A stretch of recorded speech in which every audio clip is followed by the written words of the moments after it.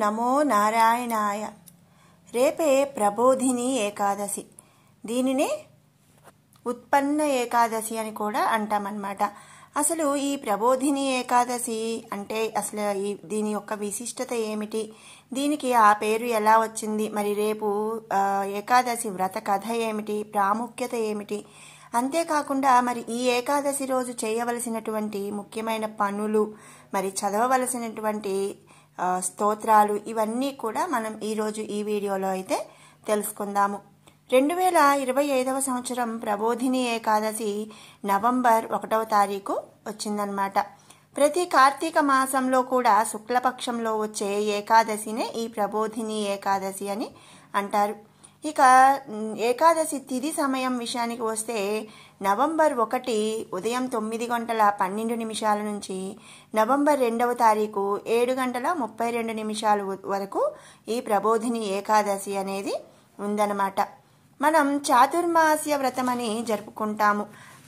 ఆషాఢ శుద్ధ ఏకాదశి రోజున ఈ చాతుర్మాస్య వ్రతాన్ని ప్రారంభిస్తారు.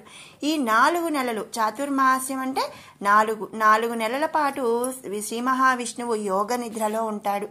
ఈ రోజు కార్తీక శుద్ధ ఏకాదశి రోజున శ్రీ మహావిష్ణువు యోగ నిద్ర నుంచి మేల్కొంటాడు అని చెప్పి, అందుకే దీనికి ఉత్పన్న ఏకాదశి, ప్రబోధిని ఏకాదశి అనే పేరు అనేది ఉందన్నమాట. ఈ ప్రబోధిని ఏకాదశి వ్రతం విష్ణువుకి అంకితం చేయబడింది. అలాగే వివిధ ప్రాంతాలలో వైష్ణవులు దీనిని పూర్తి ఉత్సాహంతో మరియు ఉత్సాహంగా ఆచరిస్తారు. ఎందుకంటే శ్రీ మహావిష్ణువు యోగ నిద్ర నుంచి మేల్కొంటాడు కాబట్టి దీనిని మనం ఎంతో ఆహ్లాదంగా ఉత్సాహంగా జరుపుకుంటాము. అంతేకాకుండా ఈ రోజున పవిత్రమైన తులసి వివాహ వేడుక కూడా నిర్వహిస్తారనమాట. మరియు చాతుర్మాస్య కాలం విష్ణువు తన విశ్వనిద్రలో అంటే యోగ నిద్రలో ఉన్నప్పుడు ఈ ప్రబోధిని ఏకాదశితో ముగుస్తుంది. హిందూ గ్రంథాల ప్రకారం విష్ణువు శయని ఏకాదశి నాడు యోగ నిద్రలోకి వెళ్ళి ఇక ప్రబోధిని ఏకాదశి రోజు మేల్కొంటాడనమాట. మనం చూస్తే ప్రతి నెలలో కూడా 2 ఏకాదశులు వస్తాయి కదండి. ఒక్కొక్క ఏకాదశికి కూడా ఒక్కొక్క పేరు, అలాగే ఆ ఏకాదశికి ఏదో ఒకమైన విశిష్టత అనేది ఉంటుందన్నమాట. మరి కార్తీక మాసంలో వచ్చే ఈ శుద్ధ ఏకాదశికి ప్రబోధిని ఏకాదశి అని చెప్తాము. ఈ ప్రబోధిని ఏకాదశికి సంబంధించి మరి కొన్ని పురాణ కథలు అయితే ప్రాచుర్యంలో ఉన్నాయి. అవి ఏమిటి అనేది మనం ఇప్పుడు తెలుసుకుందాము. పద్మ పురాణం ప్రకారం ప్రబోధిని ఏకాదశి యొక్క ప్రాముఖ్యత వెనుక ఒక కథ ఉంది. యుధిష్ఠిరుడు, ఓ మధుసూదనకి కార్తీక మాస ప్రకాశవంతం భాగంలో వచ్చేటువంటి ఈ ఏకాదశి యొక్క ప్రాముఖ్యత నాకు తెలియదు, దయచేసి నాకు జ్ఞానోదయం కలిగించు అని అడిగాడంట. శ్రీకృష్ణుడు, ఓ రాజా, బ్రహ్మ నారదుడికి చెప్పిన ప్రబోధిని ఏకాదశి ప్రాముఖ్యతను నేను వివరిస్తాను.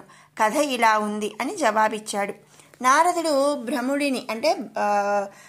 బ్రహ్మని ఇలా అడిగాడు, ఓ ప్రభు, విష్ణువు తన విశ్వనిద్ర తర్వాత మేల్కొనే రోజు అయిన ప్రబోధిని ఏకాదశి యొక్క ప్రాముఖ్యత గురించి నాకు అవగాహన కల్పించండి అని చెప్పి బ్రహ్మ ఇలా జవాబిచ్చాడు. ఓ శ్రేష్ఠ ఋషి, కార్తీక మాసంలోని శుక్లపక్షంలో వచ్చే ప్రబోధిని ఏకాదశి గొప్పతనం గురించి నేను మీకు చెప్తాను.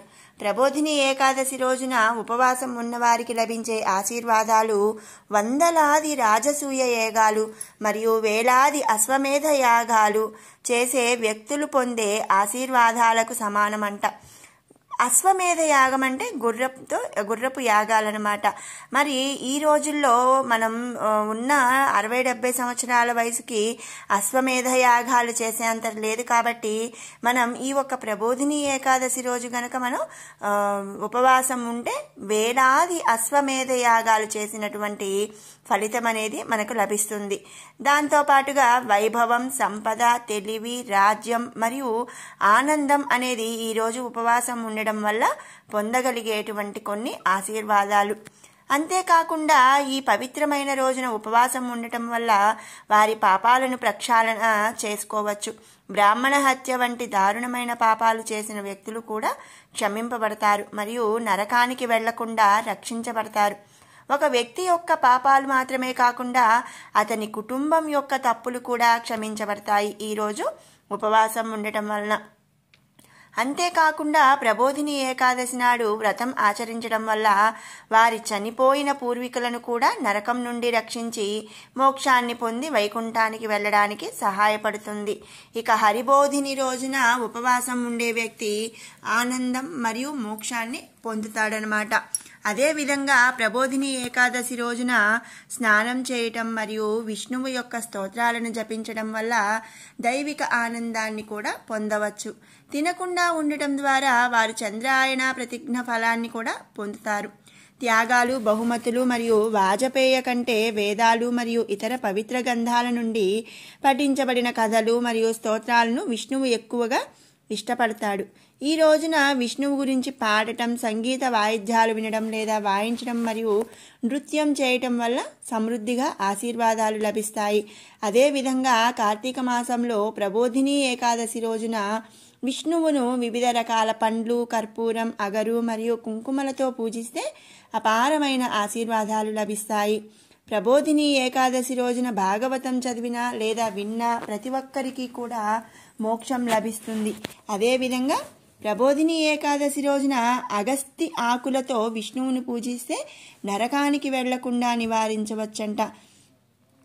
ఈ పవిత్రమైన రోజున తులసిని నిరంతరం చూసి, తాకి, ధ్యానం చేసి, స్తుతించి, నాటి, చల్లి పూజిస్తే అంటే మనం ఇందులో ఏదైనా సరే మనం ఏ ఒక్క పని చేసినా కూడా చాలు చాలా సంవత్సరాలు నిలిచి ఉండే ఆశీర్వాదాలు ఇస్తుంది. ముఖ్యంగా కార్తీక మాసంలో సున్నితమైనటువంటి తులసి ఆకులతో విష్ణువుని క్రమం తప్పకుండా పూజించే ఆచారం వందలాది యాగాలు మరియు యజ్ఞాలకు సమానం అని చెప్పి బ్రహ్మ నారదుడితో చెప్పాడు అని మరి యుధిష్ఠరుడితో మాధవుడు చెప్పాడు.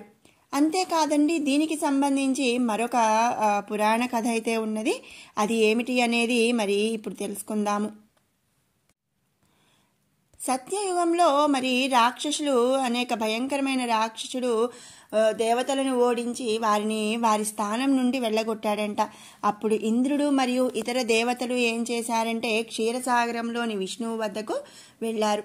దేవతలతో సహా అందరూ రాక్షసుడి దురాగతాల నుండి తమను విడిపించమని విష్ణువుని అభ్యర్థించారంట. ఇంద్రుడు మొదలైన దేవతల ప్రార్థనలు విన్న శ్రీ విష్ణువు ఇలా అన్నాడు: దేవతలారా, నేను త్వరలో మీ శత్రువును చంపుతాను. యుద్ధభూమిలో శ్రీ విష్ణువును చూసిన రాక్షసులు ఆయుధాలతో దాడి చేయడం ప్రారంభించారు.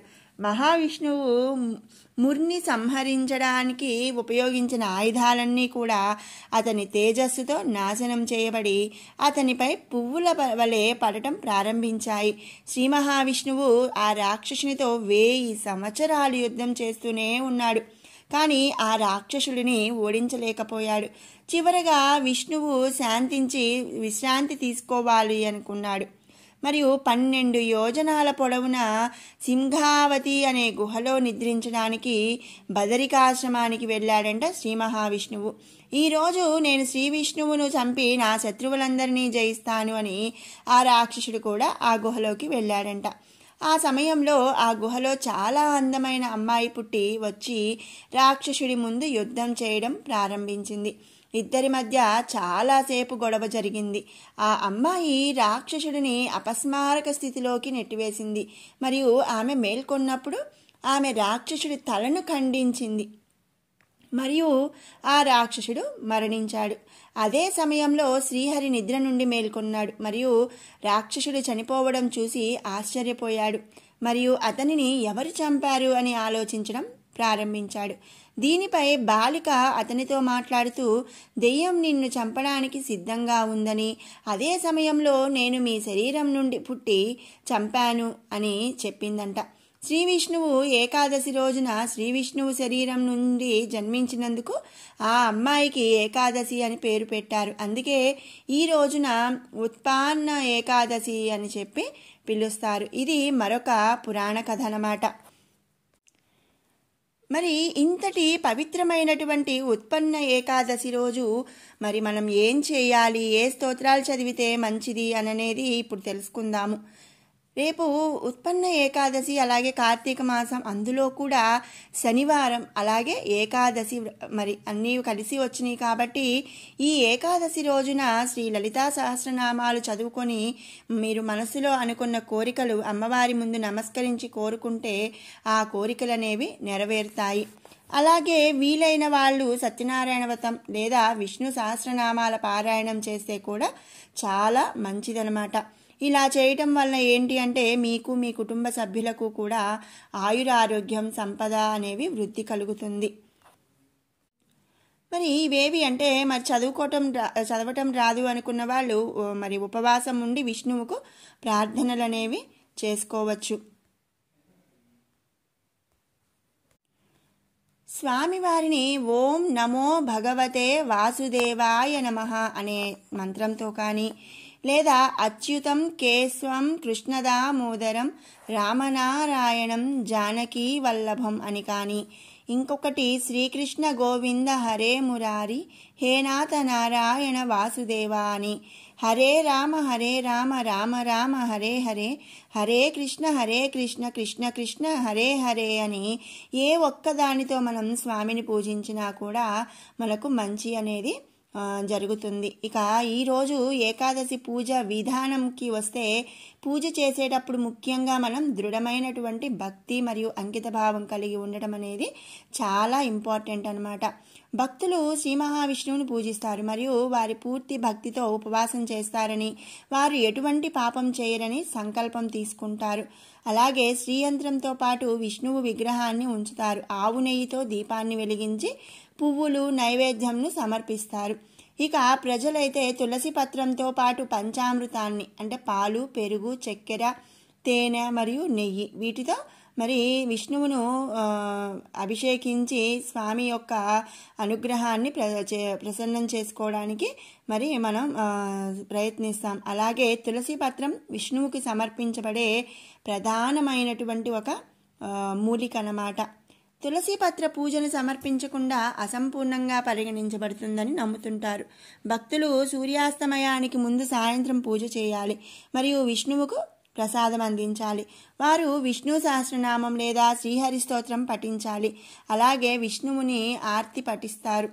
ద్వాదశి తిథి నాడు ఉపవాసం పూర్తిగా విరమించినప్పటికీ ఆకలిని భరించలేని వారు సాయంత్రం పూజ చేసిన తర్వాత ప్రసాదాన్ని సేవించవచ్చు అన్నమాట. ఇది మరి ఏకాదశి యొక్క పూజా విధానం. వాటితో పాటుగా తులసి కళ్యాణం ఇవన్నీ కూడా చేస్తూ ఉంటారనమాట. ఇదండి మరి రేపటి ఉత్పన్న ఏకాదశి అలాగే ప్రబోధిని ఏకాదశి యొక్క ప్రాముఖ్యత, పురాణ కథ, అలాగే మరి రేపు చదవవలసినటువంటి స్తోత్రాలు. మీకు ఈ వీడియో నచ్చినట్టయితే లైక్ చేయండి, షేర్ చేయండి. అలాగే మరిన్ని మంచి వీడియోస్ కోసం మన షడ్రుచులు బై కిరణ్ ఛానల్ని అయితే సబ్స్క్రైబ్ చేసుకోండి. మరిన్ని మంచి వీడియోస్తో మళ్ళీ కలుసుకుందాము. Thank you.